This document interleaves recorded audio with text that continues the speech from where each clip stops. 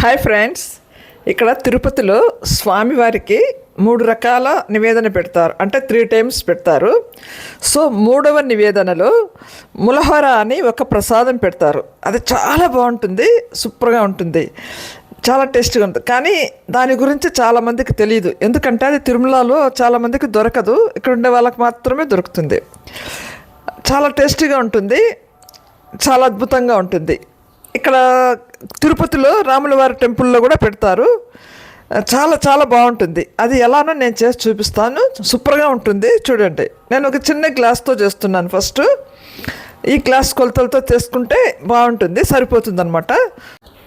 మనకేం లేదు, జస్ట్ బియ్యము, ఇంగువ, మిరియాలు, నెయ్యి, అంతే. ఇవి ఉంటే చాలు. చూడండి, ఇప్పుడు ఈ గ్లాస్తో ఒక గ్లాస్ బియ్యం తీసుకున్నాను నేను. అంటే కొంచెం నేను స్టోర్ బియ్యం అయితే బాగుంటుంది అనిపించింది, ఎందుకంటే అదైతే కొంచెం మెత్తగా ఉడకాలి, బాగా మెత్తగా చిక్కగా రావాలి. అందుకని నేను స్టోర్ బియ్యం తీసుకున్నాను. దీన్ని మనం బాగా వాష్ చేసుకోవాలి. ఫస్ట్ బియ్యము వాష్ చేసుకొని మనము ఒక గ్లాసు బియ్యానికి తగినన్ని ఎసురంటే కొంచెము అన్నము గుజురుగా కావాలి, పలుకులుగా ఉండకూడదు, గుజురుగా కావాలి.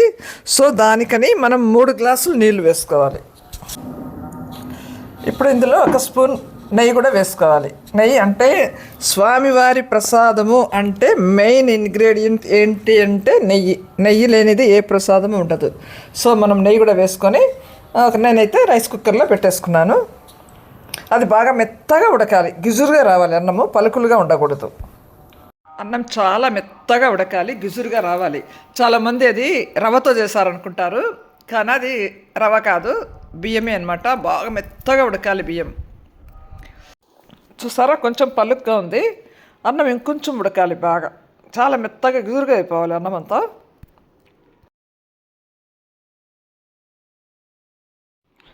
ఇప్పుడు ఇందులో కొంచెం సాల్ట్ యాడ్ చేసుకోవాలి, తగినంత సాల్ట్ వేసి బాగా కలబెట్టుకోవాలి.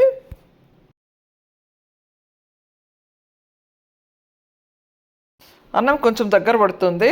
ఈలోపు మనము మిరియాలు దంచుకుందాం. చూసారా, ఆ 1 గ్లాస్ బియ్యానికి ఇన్ని మిరియాలు పడతాయి. ఒక పెద్ద స్పూన్ మిరియాలు అవసరం అవుతాయి.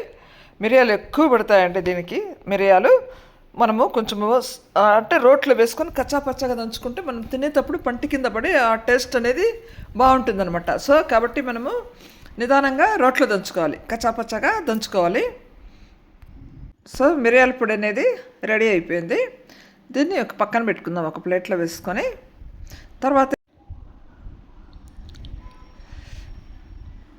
చూసారా, కొంచెం పలుగ్గా ఉండాలి, మరీ మెత్తగా ఉండకూడదు. మిరియాలు ఇలా కచ్చాపచ్చగా ఉంటే తినేటప్పుడు మనకు పంట కిందికి వస్తుంది బాగా, అదొక టేస్ట్ అనమాట.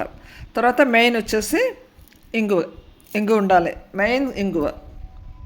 చూసారా, అంత చిన్న గ్లాసు బియ్యానికి ఒక చిన్న టీ స్పూన్ అంటే 1/2 టీ స్పూన్ ఇంగువ పడుతుంది అనమాట. బాగా ఎక్కువ ఇంగువ, మిరియాలు ఉంటాయన్నమాట. ఈ 2 తీసుకొని మనం ఒక చిన్న పాత్రలో నెయ్యి వేసుకోవాలండి. నెయ్యి బాగా ఎక్కువ పడుతుంది దీనికి.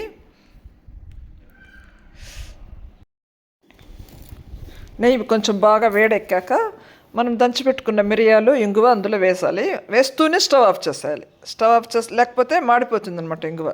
సో దీన్ని ఈ వేడి మీదనే మనము రెడీ అయిన అన్నంలో వేసేసుకోవాలి. వేసేసి ఫాస్ట్గా కలిపేసుకోవాలి, అంతే. చూసారా, రెడీ అయిపోయింది.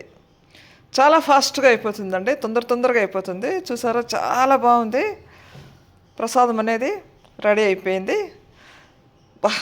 స్మెల్ అదిరిపోతుంది, సూపర్గా ఉంది, మంచి స్మెల్, చాలా బాగుంటుంది. కాకపోతే ఇదేంటంటే ప్రసాదంలాగే వాడాలి, ఎక్కువ తినకూడదు. ఎందుకంటే ఇందులో స్పైసీ ఐటమ్స్ చాలా ఉన్నాయి, మిరియాలు, ఇంగువ ఎక్కువ పడతాయి కాబట్టి ఎక్కువ తినకూడదు. ప్రసాదాన్ని కొంచెము ప్రసాదంలాగే తినాలి, అంతే. చూసారా, రెడీ అయింది. ఇప్పుడు మనం స్వామివారికి నివేదన చేసుకుందామా? టైం అయిపోతుంది మా స్వామివారికి. ఇవాళ శనివారం కదా, లేట్ అయిపోయింది. సో మా స్వామివారికి నివేదన చేస్తున్నాను. థ్యాంక్ యూ అండి. మీరు కూడా ఈసారి తిరుపతికి వచ్చినప్పుడు తిరుమలలో అయితే దొరకదు, చాలా కష్టము. కింద తిరుపతిలో శ్రీరాములవారి టెంపుల్లో పెడతారు. ఇది ప్రతిరోజు పెడతారు, ఆల్మోస్ట్ ప్రతిరోజు పెడుతుంటారు. ఈ ప్రసాదమే సాయంత్రము 7 o'clock పెడతారు.